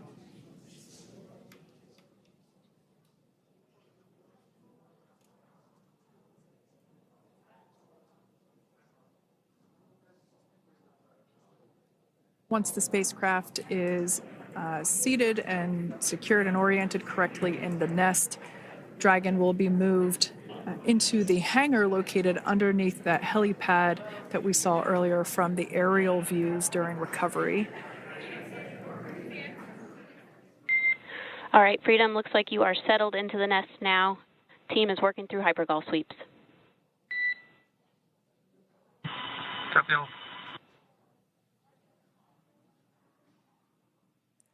Call out there telling us that the recovery team is doing the second round of those hypergolic sweeps. This helps ensure that everyone, all the recovery team members that are located basically right where this camera is located on, towards the forward end of the recovery vessel, that they will all be safe once the spacecraft is translated forward.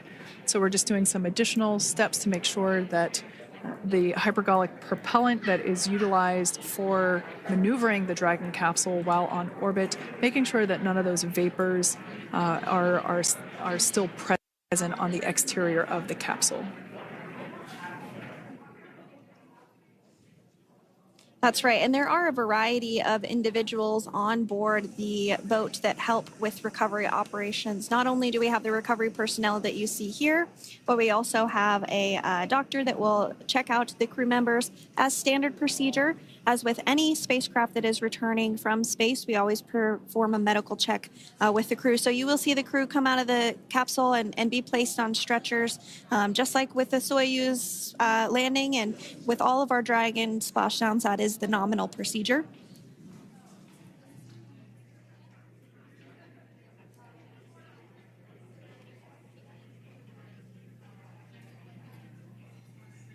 We'll stand by to see Dragon Freedom translate or scooch up a little bit closer to the camera angle that we're seeing right here.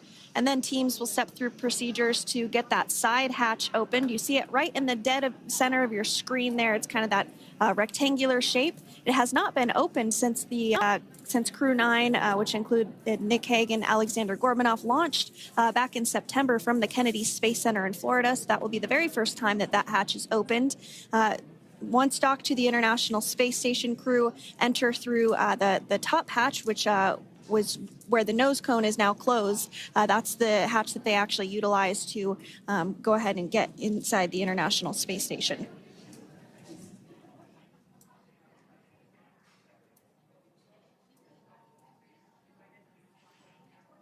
So as we get a little closer to that hatch opening procedure, you might start to see more individuals come into frame for some of that support. The ship has a maximum capacity of a little over 40 people on board, and it takes a variety of different roles, as we've discussed, to support. Also on board is the chief of the astronaut office for NASA, that's Joe Acaba.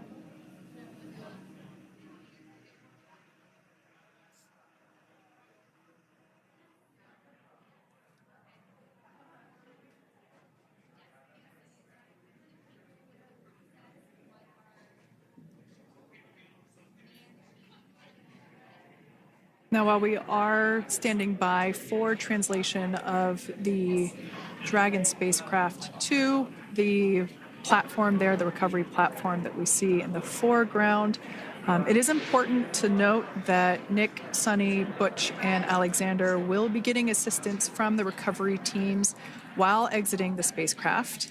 This is the same process for any returning long-duration crew members. As you could imagine, returning to a gravity environment can wreak havoc on our vestibular system, which is responsible for maintaining balance and motion. Of course, safety is our #1 priority with this operation, so we'll see the crew members helped out of the spacecraft one by one, and they will be assisted the few feet to the medical quarters aboard the boat. And on board Dragon are 3 veterans space flyers. That includes Nick Hague, the commander, as well as Butch Wilmore and Suni Williams. Aleksandr Gorbunov is completing his very first space flight on this mission, and he completed 171 days in space along with Nick Hague.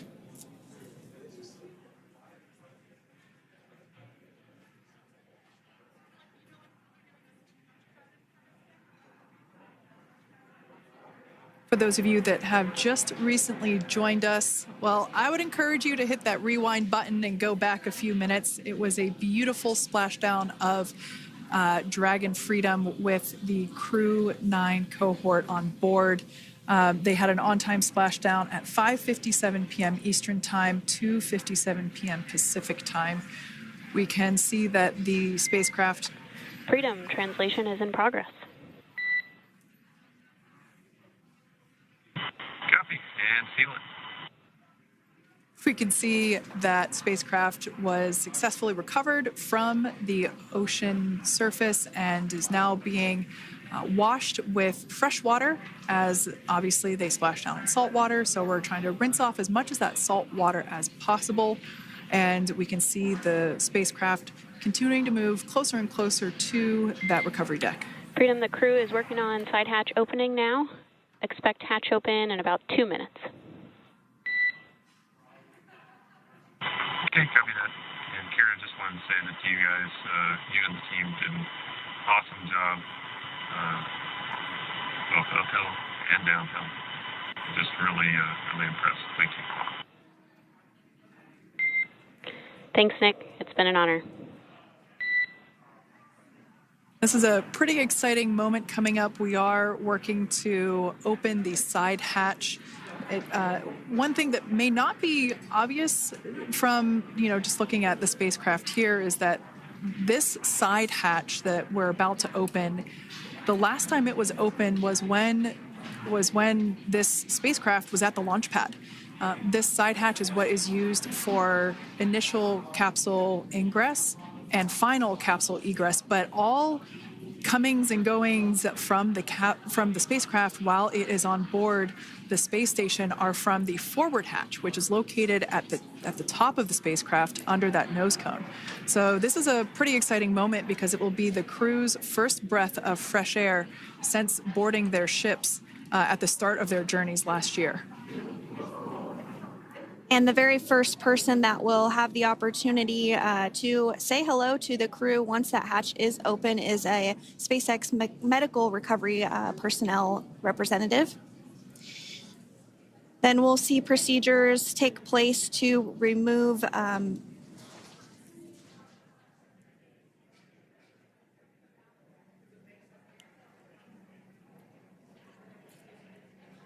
the footrests of Dragon. That will just help the recovery personnel get a little bit more room to access the crew and help get them out of the spacecraft. Yeah, you're absolutely right. Safety is, once again, top priority here, and removing those footrests from all 4 seats will be helpful as a SpaceX recovery team member will actually go into the capsule into Dragon Freedom to help the crew members unbuckle and stand up, and essentially we'll also see a fun little slide be put in place to help the crew members exit the spacecraft safely. So yeah, we're going to remove all 4 of those footrests to basically give a little bit more working room inside the spacecraft. That's right, and we did hear the go for that hatch opening, so we're just a couple minutes away from being able to see that, and then we might be able to get the chance to see a couple of views inside of the Dragon and see the crew following their splashdown. Now, opening that side hatch isn't quite like opening, the door to your car. We have to depress the seal around the side hatch, as well as, we'll now see them open that side hatch up.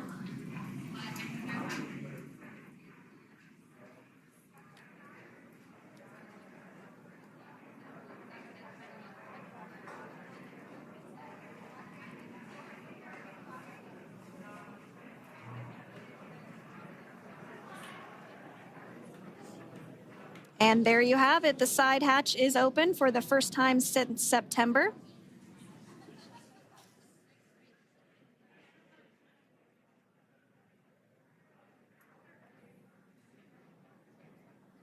We can see some of the protective equipment there that was brought into frame that will help protect the edge of the side hatch, one from any potential damage. Oh, we can see the recovery crew member there taking photos of the side hatch seal. This is part of the standard operation for recovery. These photos will get saved into our procedure. We'll then install that protective frame around the side hatch. This helps to ensure that the side hatch itself, the edges of it, incur no damage while crew members are coming out from the spacecraft.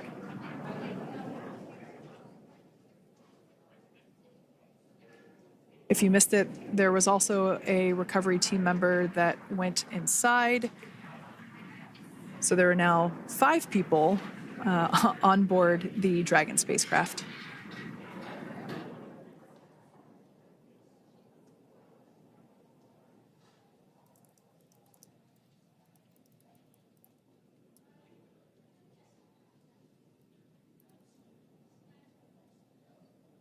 And if you are just joining us, it has not yet even been an hour since Crew-9 splashed down. off the coast of Tallahassee, Florida at 2:57 p.m.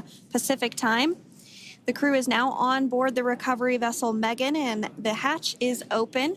The next major milestone that we'll see is when the crew will actually egress or exit the spacecraft. But before that, they'll continue to, the recovery personnel rather, will continue to install that protective area around the hatch and then remove the footrests. So we're a couple minutes away from seeing the crew egress, but not too long away.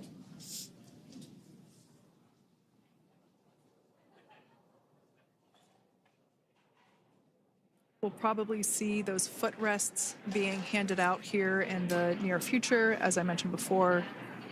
Oh, of course, we got to get a well-documented photo of the moment.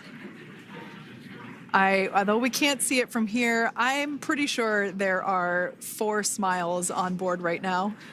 And we did hear that report out from the commander, Nick Hague, following Splashdown, that there were four smiles as far as he could see. Yeah, capsule full of grins.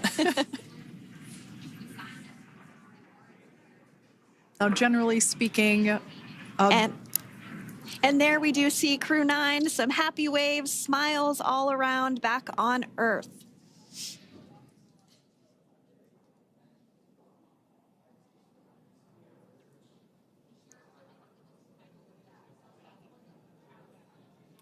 generally speaking, we have the individuals in the 2 center seats of the spacecraft exit first.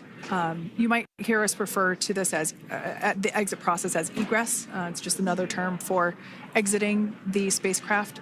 Generally speaking, we most of the time have the 2 center seats egress first, as it makes moving around inside the capsule a little bit easier.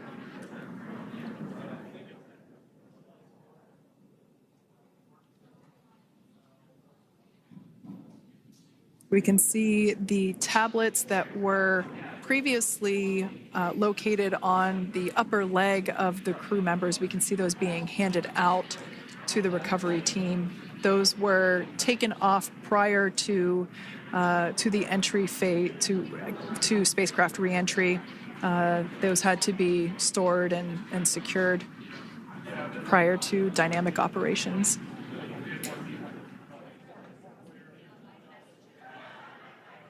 It looks like we are starting to see the footrests also be removed. I just saw one there on the screen. There are 4, of course, 1 for each crew member.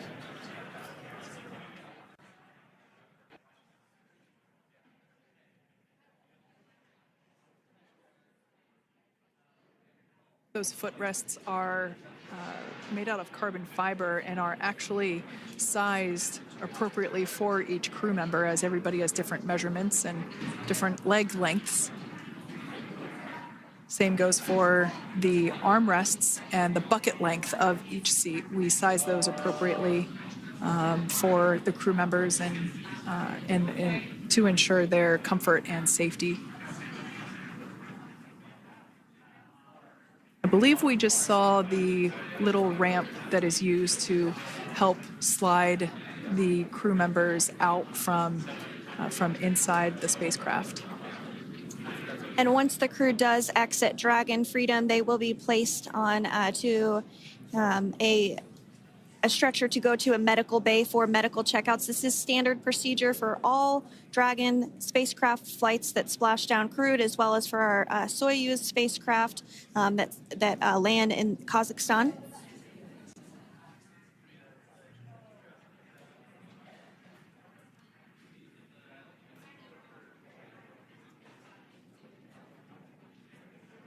We could see the exterior of Dragon Freedom quite clearly in this shot, and it's such a beautiful sight. I personally prefer the capsule when it has some of that charring from atmospheric reentry. It is the signature sign of a capsule that has returned to Earth.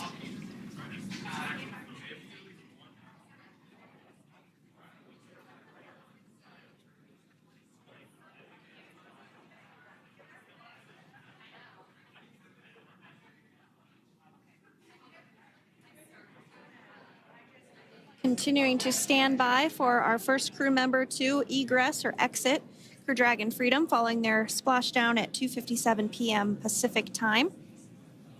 Dragon undocked from the International Space Station at 10:05 p.m. Pacific just yesterday, so it was about 17 hours of phasing.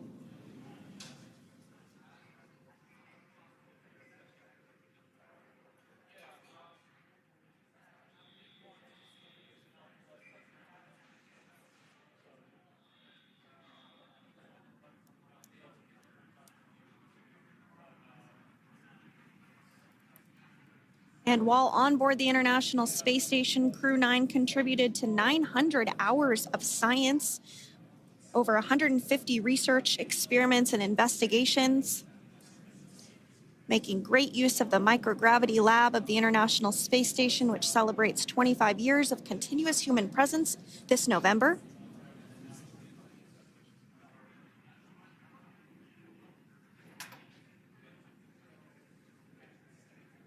Looks like we're about to get our first crew member here upon egress of the Dragon spacecraft.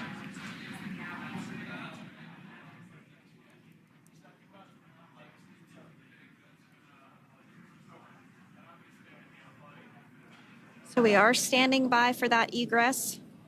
Outside of Dragon, you do see one of those stretchers. This is the expected procedure as the crew will be taken to medical facilities following their exit from Dragon.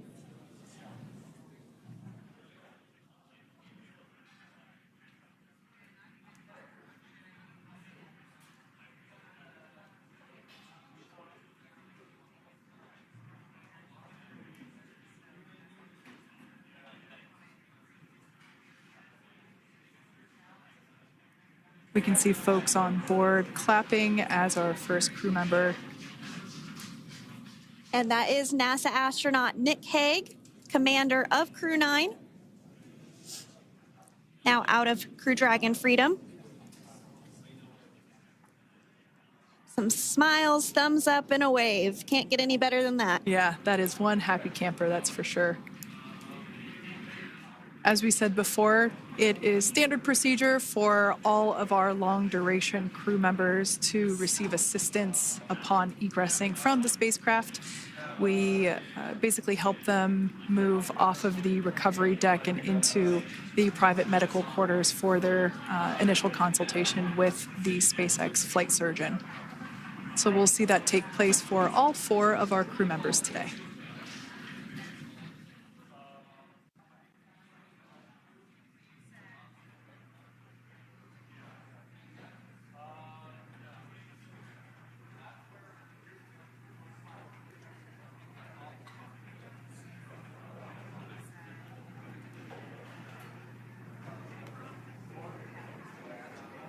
And we are standing by for the next crew member to exit Freedom.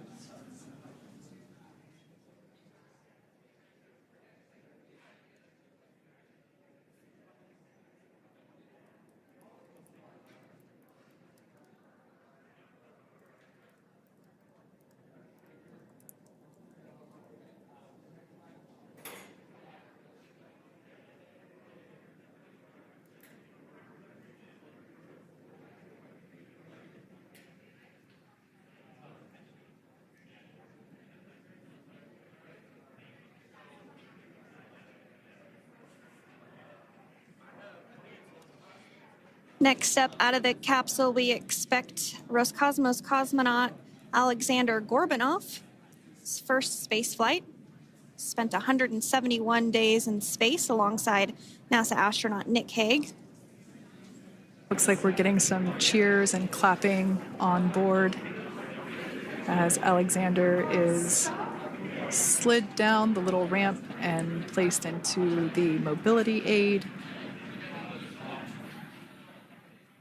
Once again, big smile.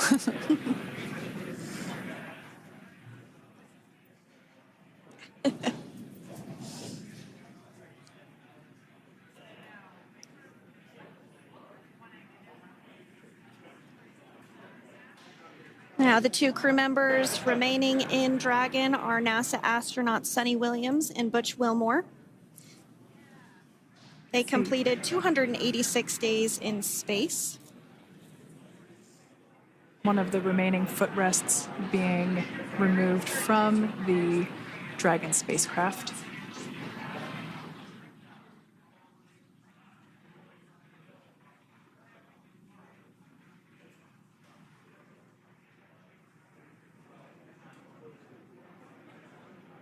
As I said before, we generally try to have the crew members that are located in the 2 center seats aboard Dragon, and we like to have them egress first if possible, as it creates a little bit more movable working room inside the spacecraft.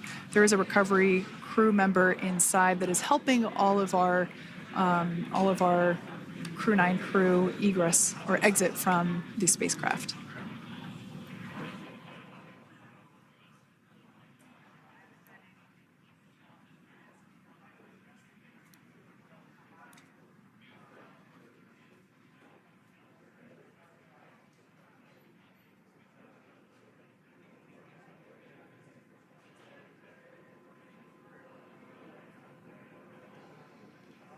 We are standing by for the next crew member to egress or exit Crew Dragon Freedom following the splashdown not even an hour ago at 2:57 p.m. Pacific time.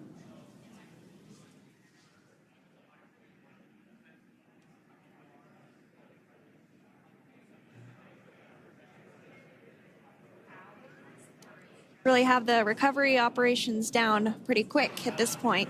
Yeah, it's pretty incredible to think that, just 5 years ago when we were doing the initial demonstration missions of the Dragon for Crew Dragon, that now we're under about 30 minutes for, to retrieve the spacecraft from the water, and just several minutes here while it's been on board and to get everyone, really to get that side hatch open.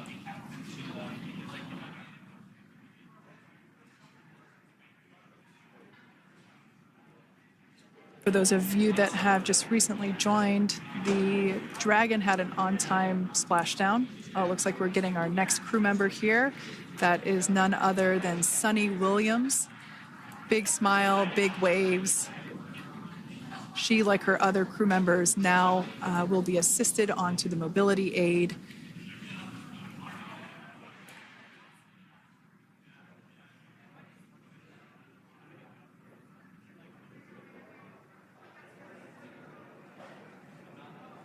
There we have it, some waves, some thumbs up, and some smiles. Definitely seems to be a theme among all recovery operations. Absolutely. And of course, that leaves NASA astronaut Butch Wilmore inside Dragon in seat 4.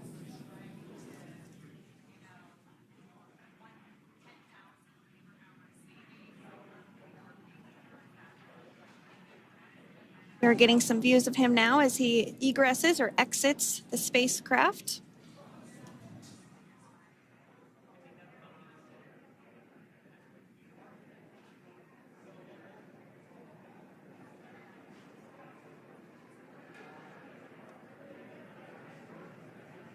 Once again, some elation and cheers there from Butch Wilmore. As we mentioned before, returning to Earth coming from a microgravity environment can wreak havoc on the body. So it is customary and just standard procedure for all of our long-term space residents to get assistance once they are back on board the recovery vessel.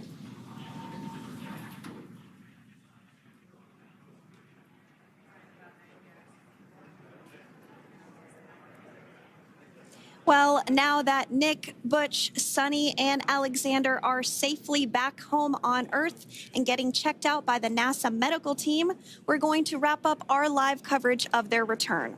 The Crew-9 mission began a little differently than usual since Butch Wilmore and Suni Williams were already aboard the space station when Nick Hague and Aleksandr Gorbunov arrived on the Crew-9 spacecraft in September. Having arrived as the crew flight test crew for Starliner, Wilmore and Williams were fully incorporated into the space station's Expedition 72 team and began research and other work aboard the station along with the other crew members. Williams commanded the orbiting laboratory for much of the expedition. After a successful liftoff and separation from Falcon 9, Nick and Aleksandr made a short flight on board Dragon to the International Space Station. Veterans of long-duration space station missions, both Williams and Wilmore conducted spacewalks during their 9 months in space. Like all crews on the station, Crew-9 had the ability to leave at any point had there been an emergency. With their full-duration mission coming to an end, the crew began packing up their personal items for their return to Earth about a week ago and worked through tasks and shared lessons learned with Crew-10 teams as they arrived a few days ago. Their journey home began about 17 hours ago when they closed the forward hatch to Dragon and undocked from the space station at 10:05 p.m. Pacific, 1:05 a.m. Eastern. After 4 successful departure burns and a phasing burn to line up their orbit, Nick, Butch, Suni, and Aleksandr rested for a few hours before waking up to prepare for re-entry this morning. We jettisoned Dragon's trunk and performed our final on-orbit maneuver, the approximately 7.5-minute-long deorbit burn, and that occurred at 2:11 p.m. Pacific, 5:11 p.m. Eastern Time. And that sent Dragon on its path home. The spacecraft re-entered the Earth's atmosphere and slowed its descent with successful deployments of 2 drogue parachutes and 4 main parachutes, with the final splashdown occurring off the coast of Tallahassee, Florida at 2:57 p.m. Pacific, 5:57 p.m. Eastern. Following that successful splashdown, we saw SpaceX recovery experts move in and prepare Dragon Freedom for its lift onto the recovery vessel.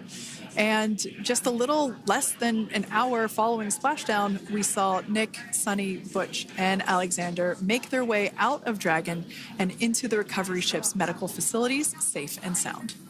Next up, they'll catch a helicopter flight back to shore, where they'll transfer to aircraft that will take them home. The astronauts will take a NASA plane for the short flight back to Houston, where they'll be reunited with family and friends to bring an end to this mission. It's been an honor and a privilege to share their journey with all of you as we continue this new era in human spaceflight. Return today marks the end of the direct handover we executed after successfully launching the Crew-10 mission to the space station just last week on Friday, March 14th. Thank you, as always, for joining us for tonight's coverage of the splashdown of Crew-9. Remember to follow SpaceX on X and NASA online and on social media for updates for the very latest on crew and cargo flights to and from the International Space Station. And we'll continue to share the progress of Nick, Suni, Butch, and Aleksandr on social media as they travel back home. We do also have a post-splashdown media briefing coming up at approximately 4:30 p.m. Pacific, 7:30 p.m. Eastern, where leadership will share a final update as we conclude this successful mission. So, from all of us at NASA and Space